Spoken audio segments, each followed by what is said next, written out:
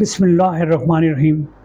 آج ہم آپ کو میڈم نور جہاں ملکہ ترنم نور جہاں کے ایک خفیہ ان کے جو تھے نا راز، ان پہ سے پردہ اٹھائیں گے جو بہت کم لوگوں کو معلومات ہیں۔ ملکہ ترنم نور جہاں، میڈم نور جہاں کو کہوں گا، انہیں وہ قصور میں پیدا ہوئیں اور بچپن سے ہی وہ گانے بجانے کا شوق تھا اور اسی خاندان سے تعلق تھا، تو اس طرح یہ سلسلہ چل رہا تھا۔ وہ حضرت بلے شاہ کے مقام پہ جایا کرتی تھیں، ان کے مزار پر حاضری دیتی، نیاز تقسیم کرتی، اور ایک دن وہاں ایک بوڑھا کو بزرگ مل گیا ہے، انہوں نے ان کے سر پہ ہاتھ رکھا اور ایک اچار کی پھاڑی نکالی، ان کو کہا کہ اچار کھا لو۔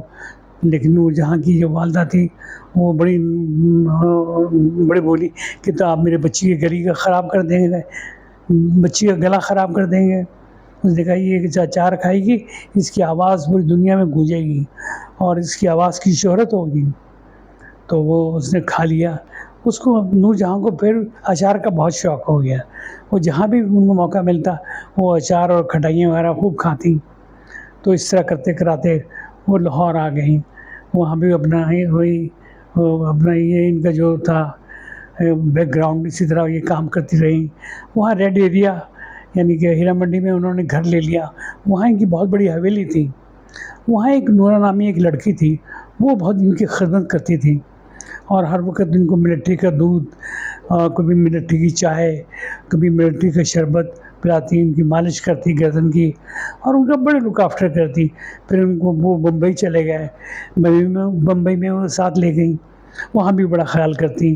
وہاں انہوں نے دلیپ صاحب کے ساتھ کام کیا، جوار بھاٹا میں، پھر شوکت حسین رضوی صاحب کے ساتھ کام کیا، ان کے ساتھ ان کی شادی ہو گئی۔ پھر یہ پارٹیشن ہوا، یہ لاہور چلے آئے، یہاں انہوں نے شاہ نور اسٹوڈیو بنایا اور وہاں بڑی زبردست فلمیں بننی شروع ہو گئیں۔ لیکن انہیں ایک بہت بڑا شوق تھا کہ یہ دادا دربار پہ جایا کرتی، بی بی پاک دامن کے مزار پہ جایا کرتی، حضرت بلے شاہ کے مقام پہ مزار پہ جایا کرتی، اور ان کی حاضری پکی تھی۔ پھر یہ ایک اور ان کی بات بڑی عجیب تھی کہ رات کو نکل جاتی رمضان کے مہینے میں یا حج کے مہینے میں، تو ان لوگوں کو وہاں راشن تقسیم کرتی اور ان کے پورے اخراجات اٹھاتی روزوں کے، اور جو ان کی ضروریات تھی پوری کرتی۔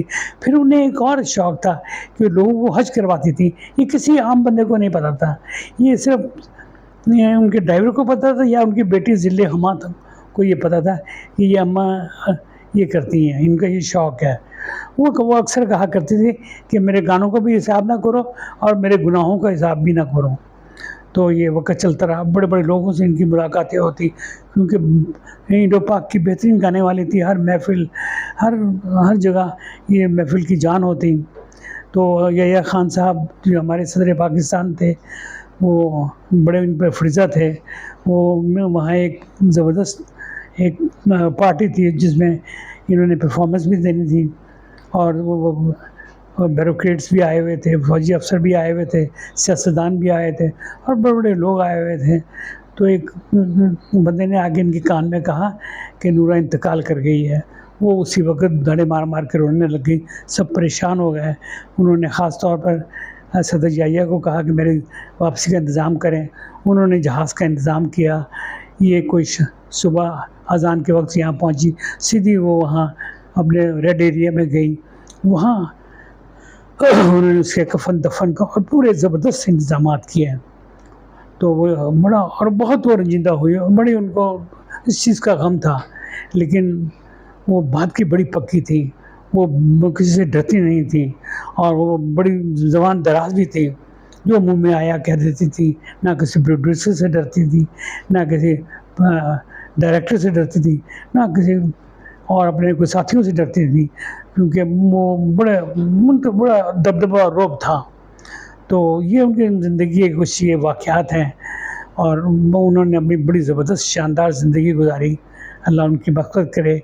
آرمی کے لیے وہ بڑی انٹرسٹ رکھتی تھی، ان کے لیے بہت اچھے انہوں نے نغمے گائے، خاص طور پر 1965 کی وار پر، تو بڑے دل کو ولولہ دینے والے ان کے نغمات تھے۔ تو وہ کہتے تھے یہ میرا اللہ تعالیٰ نے یہ میرے دل سے ایک شوق تھا جو پورا ہوا. تو یہ تھی آج کی چھوٹی سی ویلاگ. امید ہے کہ آپ کو پسند آیا ہوگا. تو انشاءاللہ یہ پہلا سٹیپ ہے کہ اب میں دوبارہ آپ کو اس طرح کی مختلف آپ کو یہ اسٹوریاں میں پیش کرتا رہوں گا. خدا حافظ، والسلام.